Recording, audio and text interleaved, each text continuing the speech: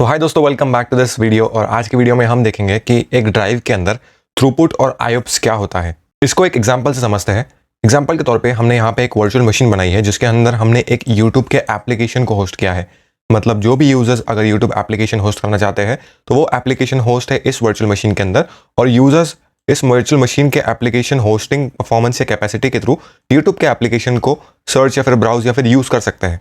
Similarly वैसे ही अब ये YouTube एप्लीकेशन है तो इसका कुछ ना कुछ डेटा जनरेट होगा और इसका डेटाबेस कहीं ना कहीं स्टोर होगा। तो उसके लिए हमने और एक वर्चुअल मशीन बनाई है जिसके अंदर हमने SQL डेटाबेस इंस्टॉल किया है, और ये virtual machine as a database server act करेगी। मतलब ये वर्चुअल मशीन जो YouTube का जितना भी डेटा है या फिर जितने भी ऑपरेशन इस पे परफॉर्म होने वाले हैं उसका डेटा वो SQL डेटाबेस के थ्रू स्टोर करेगा, और इसके अंदर जो SQL डेटाबेस के अंदर जो भी डेटा आएगा वो स्टोर होगा अंडरलाइंग डिस्क में जो इस वर्चुअल मशीन के अंदर है, जिसको नॉर्मली हम C drive, E drive, F drive नाम से भी जानते हैं। और ये जो डिस्क है हमारी, ये है premium SSD disk. Premium SSD disk क्या होती है इसके बारे में मैंने एक डिटेल वीडियो बनाया है जो आपको ऊपर आई बटन पे भी मिल जाएगा। तो अभी थ्रूपुट और आईओप्स क्या होता है ये समझ लेते हैं। फॉर एग्जाम्पल, कुछ यूजर्स ने हमारे एप्लीकेशन, जो यूट्यूब एप्लीकेशन हमने इस वर्चुअल मशीन के अंदर होस्ट किया है, उसको एक्सेस करने की कोशिश की। फॉर एग्जाम्पल, उसका एप्लीकेशन ओपन किया या फिर ब्राउजर के थ्रू उसको ओपन किया। तो जब फर्स्ट टाइम वो लोग ब्राउजर के थ्रू या फिर एप्लीकेशन को ओपन करेंगे तो उनको साइन इन के लिए पूछेगा यूट्यूब एप्लीकेशन।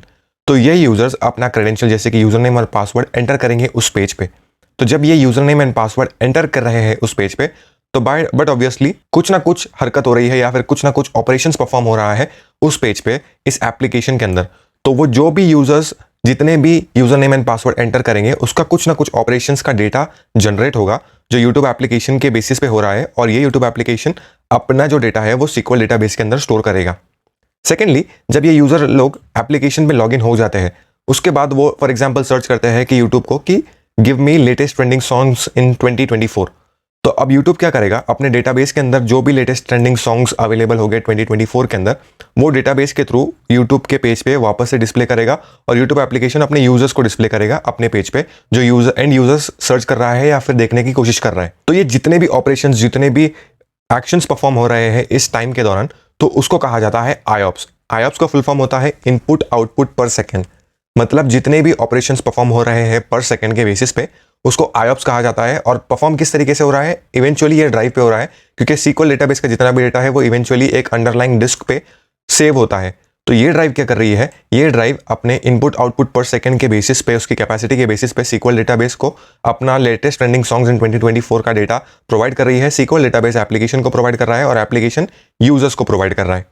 तो इनपुट आउटपुट पर सेकंड जो होता है वो जितने भी ऑपरेशंस या जितने भी एक्शंस परफॉर्म होते हैं उसकी कैपेसिटी होती है पर सेकंड के बेसिस पे। इसका एक एग्जांपल ऐसा है कि जो प्रीमियम SSD डिस्क होती है उसके अंदर जो मैक्स आईओप्स होता है वो 20,000 पर सेकंड का होता है। मतलब एक disk at a time 20,000 command या फिर 20,000 एक्शंस परफॉर्म कर सकती है, जैसे कि डेटा को पुल करके वापस सेंड करना या फिर डेटा अपने अंदर स्टोर करना।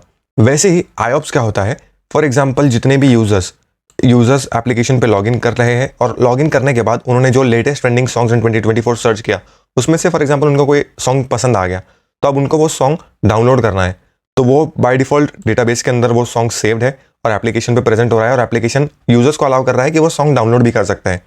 तो डाउनलोड करने के लिए वो डाउनलोड बटन पे क्लिक करेंगे तो बाय डिफॉल्ट इस डिस्क के ऊपर कुछ ना कुछ लोड या फिर कुछ ना कुछ प्रेशर आएगा, क्योंकि जितना भी सॉन्ग्स का डेटा वगैरह है वो अंडरलाइंग डिस्क पे होस्टेड है और वो SQL डेटाबेस को अपना डेटा प्रोवाइड कर रहा है और SQL डेटाबेस यूट्यूब एप्लीकेशन को डेटा डिस्प्ले कर रहा है।